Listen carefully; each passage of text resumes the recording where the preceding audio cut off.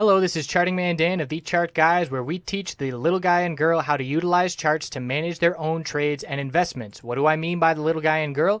Well, we just had two directives signed halting the implementation of a rule that requires financial advisors to act in the best interests of their client. Let that sink in a little bit. The big wigs on Wall Street can play with your retirement and hard-earned money without your best interests at heart. We currently have hundreds of members taking charge of their financial future, and we would love for you to come check out a free week with no credit card required to see if our services would be beneficial on your path to financial independence as well. What we offer, we have a separate course of over 5 hours in length on when to enter and exit positions. And in terms of what we do daily, we have nightly videos, key levels updated each morning before the bell, 2.5 hours of live daily webcam coverage in the morning and in the afternoon, and over 7 hours of educational videos. All of these links can be found in the description of this video. Come check us out. Thanks for watching. Let's get on to the technical analysis. Checking in on CMG NKE GPRO TWTR daily weekly time frame. CMG bearish reversal candlestick forming on Friday after a big 4-day move to the upside. We saw a lot of bearish reversal candlesticks with the market weakness at the end of the day, and CMG is no exception here. So we are going to test that upper Bollinger Band on the daily time frame, very likely on Monday. That is going to be in the mid to upper 440s, and the low of the day was 444. So we're going to be looking to test this level. If we can hold it, the bulls remain in breakout mode and extremely strong. If we lose it, we look for a bit more prolonged consolidation. We are absolutely looking for a bullish entry on this consolidation. What I'm going to be waiting patiently for is for some consolidation and a bullish candlestick to form, giving me confidence that a new higher low has been established and a long lower wick, ideally showing the bulls buying that dip on that reversal candlestick. I'm going to be scouting this 434 double top as previous resistance, now support. But it all depends on how we react to that upper Bollinger Band as to how much consolidation we can anticipate. I personally would love to see 2 red days in a row, with the second red day with a lower wick bouncing right off of 434 and in a bull flag pattern. So the weekly time frame is breaking the trend, and we are now in an uptrend. This has shifted everything. In 1 week, we took out 5 very key resistance levels on increasing bull volume, and we closed above the upper Bollinger Band for the first time in probably forever, although not really. But let's see. When is the last time we were above the weekly upper Bollinger Band? At the all-time high. So that is significant. Look at it just level out here and change this trend. And I was watching the monthly time frame and starting to like it more and more, and this is why.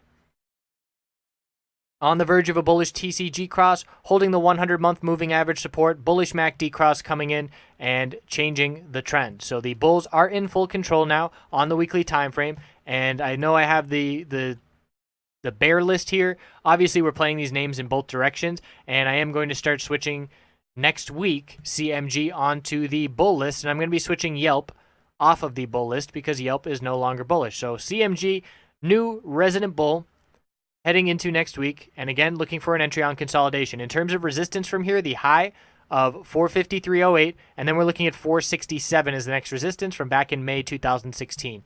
NKE is continuing to consolidate after rejecting from the middle Bollinger Band daily resistance.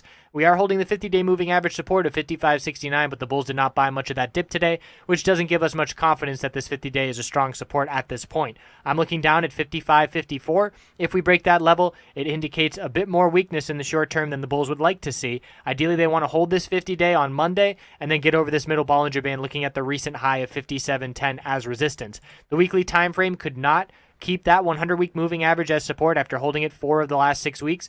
It is now resistance of 56.24.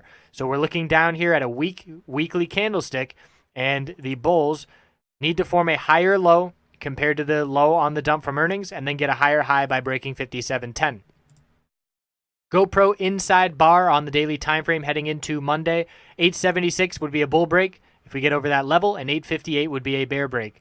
So if we get a bear break, we're going to be looking down at the middle Bollinger Band and the recent lows down at 822 as support, and the bulls want to see a break of 876 to be looking back up at 885. So the daily time frame still strong, favoring the bulls on this bounce with that higher low, and once we got that higher high, it showed the bulls had some momentum.